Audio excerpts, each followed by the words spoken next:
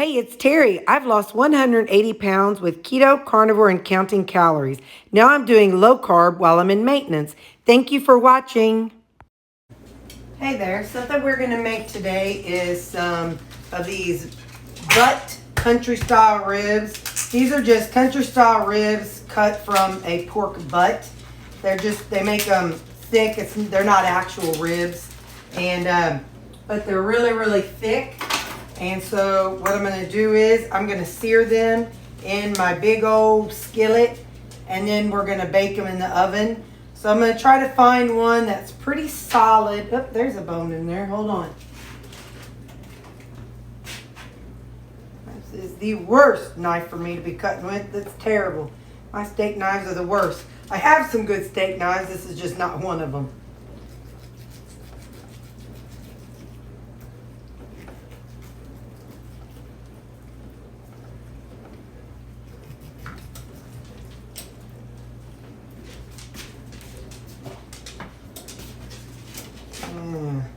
Like I said, I'm going to feel around and see if I can find a really solid one. Then I will put my meter. I have one of those Bluetooth thermometers. I'm going to put that in through it. Which one feels the sturdiest? I think this one felt pretty sturdy. One more. I'm going to give them another feel.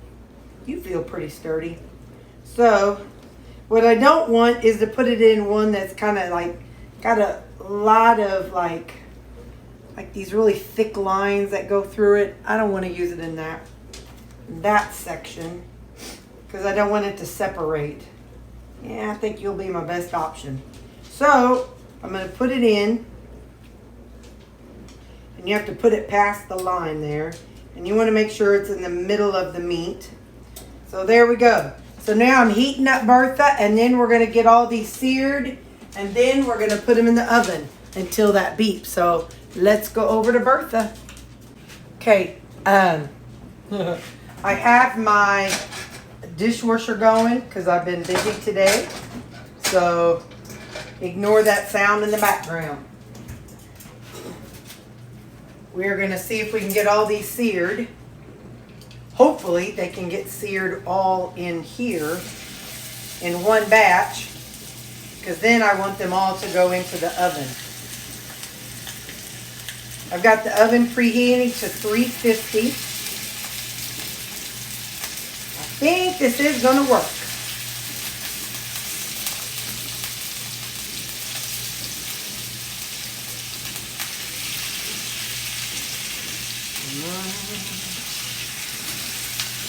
Yep. So I'm going to sear each side of this, and then we are going to put it into the oven. But I'm also going to go ahead and season it. So I have some of this bear rub. It's what my mama brought home when she went to Alaska. So it's got a barbecue-y flavor.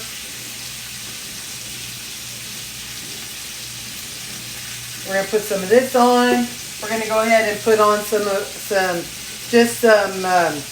seasoning salt. This happens to be Redmond seasoned salt. I use a lot of salt, so whatever seasonings you like and your family likes, definitely use what you all want. This is some onion salt.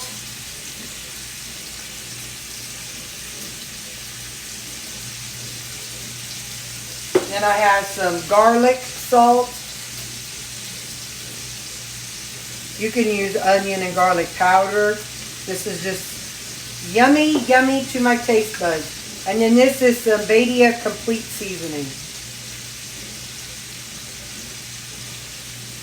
Pork is similar to chicken. It's pretty bland. So I'm going to let this sear. We'll let it sear for about 3 minutes, and then we'll be back and take a look at it. Let's take a look. It's been 2.5 minutes. Yeah, we'll let it go a little bit longer. I really want them to be good and seared. So we'll give it 2 more minutes. I went ahead and added some of the harissa powder. I wanted to give that a try on this. You know, I like a kick on my pork. So we're going to flip it. We're not cooking it. Like I said, just trying to get a crispy sear. Some pieces have them and some do not. But that's all right. Now I'm going to leave them on this side for, I'll do 3 minutes and we'll see. Like I said, I'm not trying to cook them till they're done. Just trying to get them kind of a light coating on them. So I'll be back. All right. Yeah, that looks really, really good. I'm going to go on and flip them back over. I seasoned this side also, just so you know. So both sides have been seasoned. The oven has beeped that it is 350 degrees. Did I turn you, little fella? I don't know. I'll turn you again if not. So there we go. And we're going to get that in the oven. I'll pull this off when I stick it in there. The oven is at 350 degrees. So the oven is not like sky high. So this will take a little while, which is my plan. Slow and easy. I'm going to push this thermometer away. And all right. Won't be heavy. Woo. All right. Now away it goes, and I'll be back when it's done.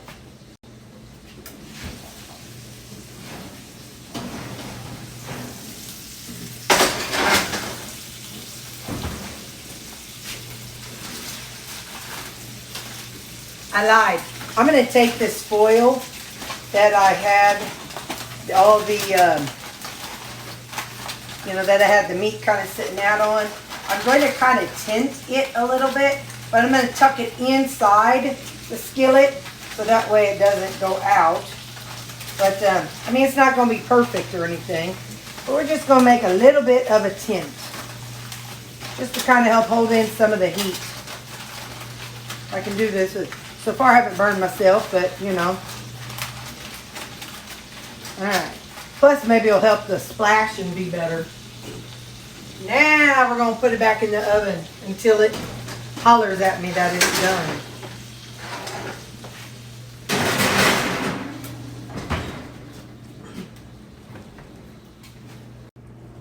So it says it's done, but in the past, my thing has lied to me. So we are going to take one and just cut it in half. Yes, I know I'm supposed to let it rest, but it ain't going to kill me to cut open one of them. See? That doesn't look done to me. It's done this before, and I don't really know why. Like, I even used my... Yeah, see, that ain't done. I don't really know what the deal is, so I'm going to let this go for probably about 20 more minutes. It's been in there, I think, 15 minutes. I'm going to leave it uncovered this time. I don't know what the deal is with my meter, but maybe it's because I had the foil on it, so we'll see what happens now. So now, according to it, it should be 160 degrees. The first time I did it, I had it set for 140. Oh, had it set for 140 or 135. So that's on me. 159. It definitely feels more solid now. 138. 60.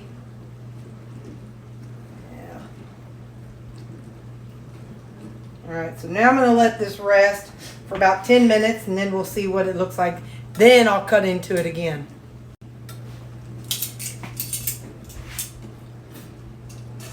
Okay, let's get one of these thick ones and cut it and see what we think. That's better. I think I just had the temperature set too low. Just look at that. Yep, that looks good. So now, I hadn't fully thought it through what I was going to do with it. But I'm going to pull them out and we're going to cut them into bite-sized pieces. That much I know. I'm going to heat up this, all the juices. And when that gets hot enough, we are going to make an onion and mushroom gravy. And that's what we're going to put over the pork bites. So I'm going to let this heat up for a little bit, and while I am cutting up the pork bites. While I'm waiting on that to get hot, I've got a knife, and like I said, we're just going to cut this pork into bite-sized pieces. So this way, whenever I take it to work and whatever I take it in, it will be just right. I won't have to take a knife. I won't have to take a fork. I can just take my big girl spoon and it'll be perfect. So I'm going to work on cutting all these into bite-sized pieces, and then let's get over to the gravy. So I added the onions and the mushrooms to it, and there's still some liquid down in the bottom of it, and it's heating up nicely. And so now we're just gonna, I sliced up an onion, and so that's what's down in here. Onions and frozen mushrooms. So now I'm gonna just work on sauteing those. I'm gonna put a lid on it and get those sauteed. I won't add a whole lot of seasoning until I get further along so I can see how it's doing. In the meantime, I'm gonna keep cutting up my pork things. The frozen mushrooms are going to release a lot of liquid into here, which is wonderful because that's what I'm going for, since I'm going for a gravy. If I was going for like sauteed, dried out something, I would want to leave the lid off at some point. But I'm really going for a gravy, so this is just going to be an onion and mushroom gravy when it's all done. And at some point I'll probably be adding a little more water to it as well. Probably a little water and glucomannan, but we'll see as we go along. Here's how the onions and mushrooms are looking. This is almost like a pork Salisbury. A Salisbury pork. Onions and mushroom gravy. Yep. Anyway, I'm just going to keep this stewing for a little while longer. I want it to be nice and tender. So I'll be back in a little while. It's doing good. I still feel, as I'm poking it, it doesn't feel quite as mushy as I'm wanting it. I don't want there to be texture because this is a gravy, so in my mind I don't know. I'm gonna add a little bit of water to it. Maybe I won't. I don't know how much water I'm adding. Just adding. So, like I say, you make this to be whatever you want. You don't even have to make a gravy. You can just throw this right on out with the bones if you want to. But I do want to taste it. So hang on, let's get a taste. Listening to K-Love today, and they're doing like songs from the 90s. And some of the songs remind me of when I went to Lutheran school. And so we had musicals, and it was like songs that we sang in the musicals, so it's kind of fun hearing them.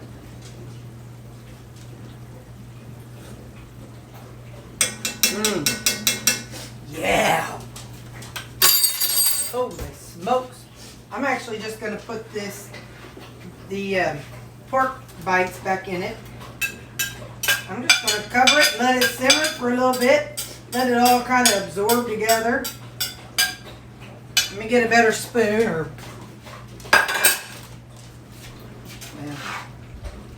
yeah, I'll just use this spatula. It's been doing good so far. Now for this upcoming week, I'm going to do 7 ounces of all my food. So I did 7 ounces of 80-20. I'm going to do 7 ounces of this. So that's how I'm going to measure all my stuff out. So, alright, like I said, I'm going to cover this and let it simmer. I don't know, 4 or 5 minutes. Just enough for it all to kind of let it just chill out together. So I'll cover it. I got a mess on my sink, don't look. Alright, I'll see you in 5 minutes. Okay, so now I'm going to serve this up to myself. And I'm looking for 7 ounces. I used up all my smaller containers, so I'm just going to be using these. And it's going to have the onions, mushrooms, and all that good stuff. So 7 ounces is what I'm going for. When I get them all done, I will show you how many I have. It's going to look like such a piddly amount in this big old container, but gotta do it. Gotta do it. So I will be back when I get it done. In the end, this is what I did. I used a strainer and just scooped out 7 ounces of the meat and onion mixture, not the gravy. So that way the gravy was out, because I didn't need more than, it was going to be too hard to tell what was going to be 7 ounces of extra liquid and not extra liquid. So this way it's kind of all evened out through all of it. So that now I'm just dividing what was the liquid out into these servings. So if we have 6 servings of our pork and onion mushroom gravy. 1, 2, 3, 4, 5, 6. So I'm going to put the lids on these and they will go into the freezer. They're going to be yummy, yummy in my tummy tum.